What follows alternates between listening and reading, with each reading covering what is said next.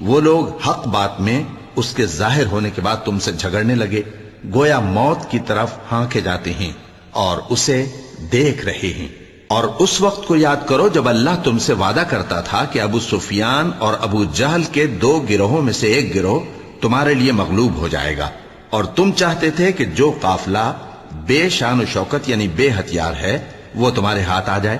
اور اللہ چاہتا تھا کہ اپنے فرمان سے حق کو قائم رکھے اور کافروں کی جڑ کاٹ دے، تاکہ سچ کو سچ اور جھوٹ کو جھوٹ کر دے، گو مشرک ناخوش ہی ہوں۔ جب تم لوگ اپنے پروردگار سے فریاد کرتے تھے تو اس نے تمہاری دعا قبول کر لی اور فرمایا کہ تسلی رکھو، ہم 1000 فرشتوں سے جو ایک دوسرے کے پیچھے آتے جائیں گے تمہاری مدد کریں گے۔ اور اس مدد کو اللہ نے محض بشارت بنایا تھا کہ تمہارے دل اس سے اطمینان حاصل کریں، اور مدد تو اللہ ہی کی طرف سے ہے، بے شک اللہ غالب ہے، حکمت والا ہے۔